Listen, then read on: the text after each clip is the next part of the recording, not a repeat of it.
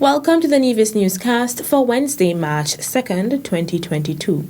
I am Fredicia Liebert. The government of Nevis, through the Nevis Housing and Land Development Corporation, NHLDC, continues to make owning a home on the island affordable. The NHLDC provides services of the highest quality in the development, alienation, and sale of lands, and to construct houses which are structurally sound and economical. I am pleased to say that we are in the middle of a housing revolution happening on the island of Nevis. Why do I say that? I say that because for the first time in our history, we have 7 housing developments being done at the same time by the Nevis Housing and Land Development Corporation. 7 housing developments being done at the same time. We have in Cedar View, Phase 3 at Martin's Estate, 33 lots, inclusive of green space. Subdivision is with planning for review. At the Mountain Crest, Ramsbury Estate, Craddock Road, we have 22 lots, including green space. I think you'll see the homes going up there. Chimney Crescent, which is in the low ground, that is just above Cherry Gardens. We have 16 lots. We're going to start construction there very soon. Sugar Mill Residences up in Hamilton, we have 14 lots, and already some homes are being completed up there. University Heights, a development that we're very proud of because we offer the land to university graduates at $1 EC per square foot. Innovation, never been done before, and we're able to attract some young persons to come back and settle here. We had 13 lots, that is ongoing. Bayview, which is in Rices, there are 8 lots, and Nisbet Estate, there are 4 lots. At his February 24th press conference, Premier the Honorable Mark Brantley encouraged persons who are interested in owning an affordable home to contact the Nevis Housing and Land Development Corporation, whose board of directors is chaired by Minister of Lands and Housing, the Honorable Alexis Jeffers. And I would want to commend the Honorable Alexis Jeffers, who has led that particular thrust for the Nevis Island Administration since 2013 and has done so with aplomb. Premier of Nevis, the Honorable Mark Brantley.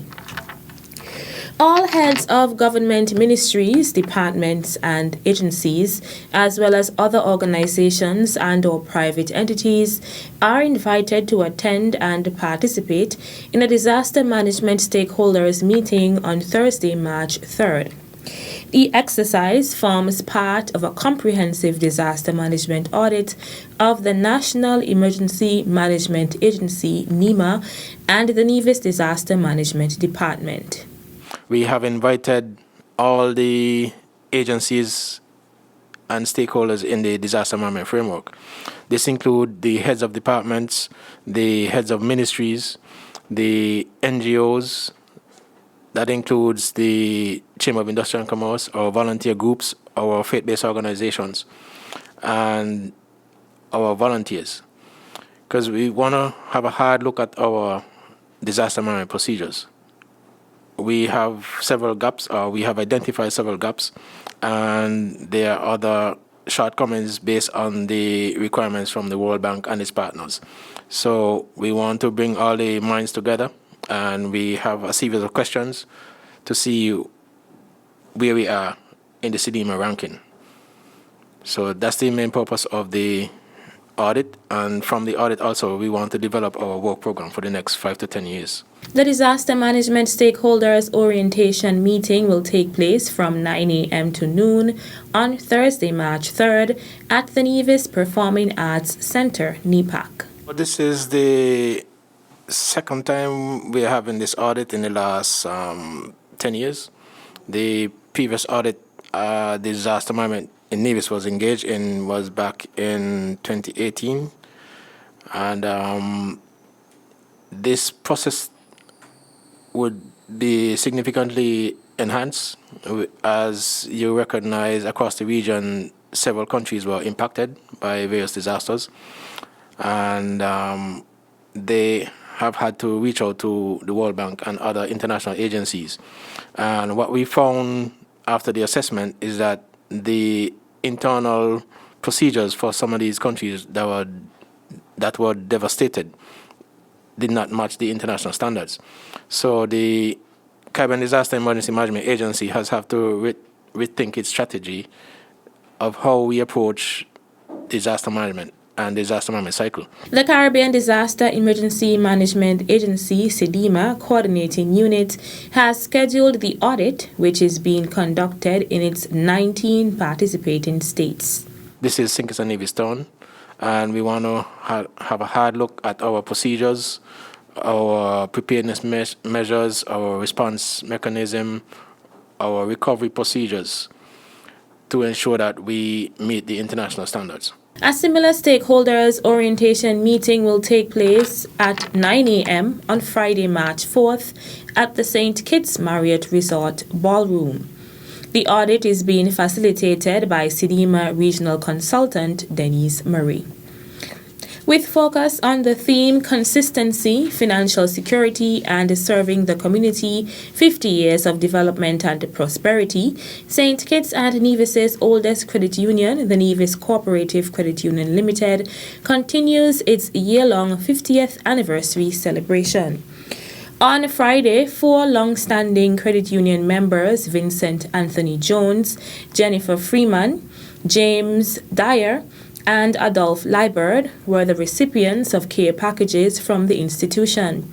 Craddock Road resident Adolph Liebert expressed appreciation for the donation as he reflected on his years of being a member of the NCCU.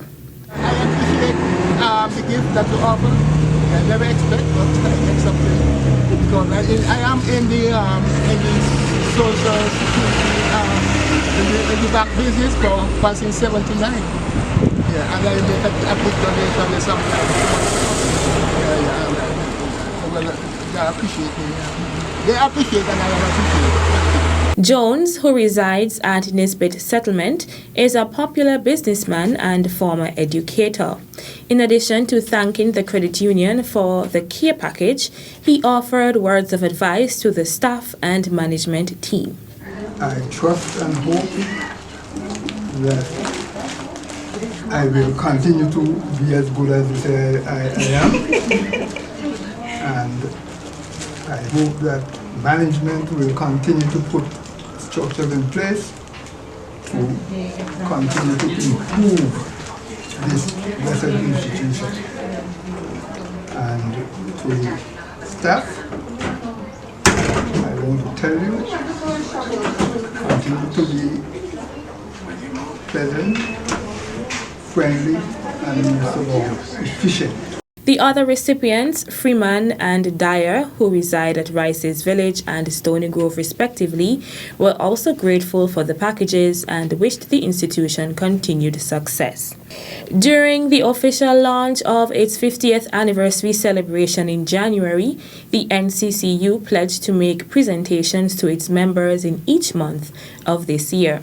January's recipients were Janet Claxton, Eunice Fitzroy Williams, Jeanette Grell Hull, MH, and Ruth Thompson. The Nevis Cooperative Credit Union will officially celebrate 50 years on July 25, 2022. The Cecily Brown Integrated School officially launched the final phase of its school garden project on Tuesday, March 1st, 2022. Principal of the school, Violet Clark, gave an overview of the project. In 2009, when I was brought here as the head teacher of the school, there were 8 students who were above the age of 12.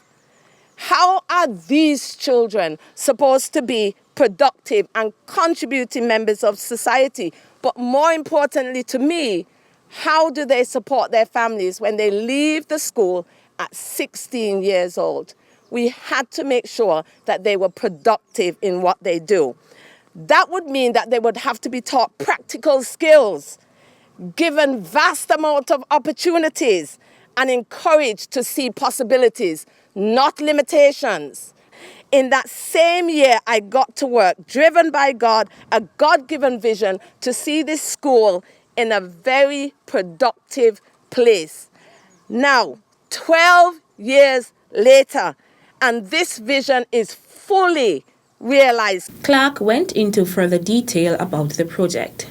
The field has been planted out with 65 trees, banana, silk banana, plantain, and papaya, with a complementary crop of cassava.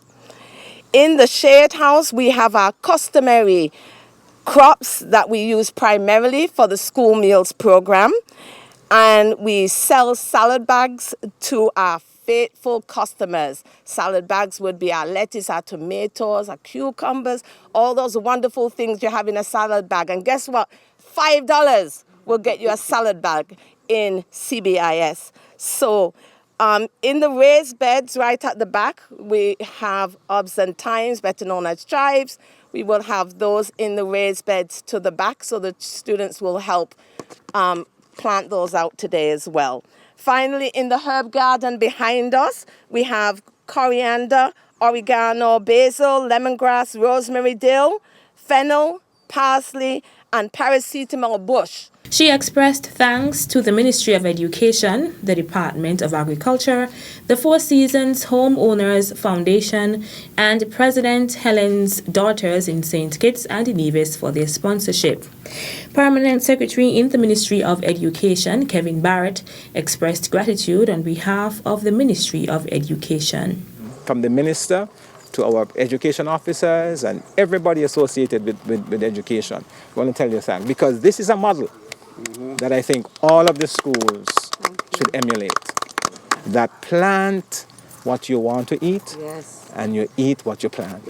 And that is what we want our schools to have in their minds, that, look, even a 20 square foot of land could yield tremendous plants, fruits, and I'm hearing you talking about the medicinal plants that you have. Absolutely. You talk about the fruits that you have. You talk about the seasoning that you have. So you have a wide range of plants here, crops that goes into the body, make the body more healthy. And I thank you. From the Ministry of Education, we want to tell you that this is a vision that has grown from a seedling to many fruits. And so we want to commend you and tell you, continue what you're doing, and your support staff, all of the staff members. Also in attendance were Director of Agriculture Randy Elliott, members of the Four Seasons Homeowners Foundation Tanya Lowe and Joan Cotton, Empress Stanley from the President Helen's Daughters in St. Kitts and Nevis, Project Manager Quincy Bad, Marketing Officer in the Ministry of Agriculture Siobhan Walwyn, as well as staff and students of the Cecily Brown Integrated School. That's it for this edition of the Nevis Newscast. On behalf of all of us here at the Department of Information, I'm Fredicia Liber. Thank you for viewing.